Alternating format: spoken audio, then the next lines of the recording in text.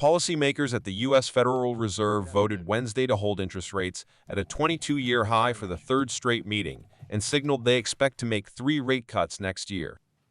The Fed's decision to keep its key lending rate between 5.25% and 5.50% lets policymakers determine the extent of any additional policy firming that may be appropriate, the U.S. Central Bank said in a statement.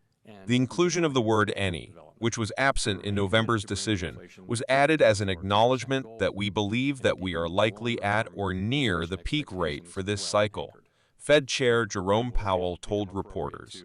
He added that policymakers had discussed when it would be appropriate for the Fed to begin cutting interest rates, while refusing to rule out another hike if the situation unexpectedly deteriorates.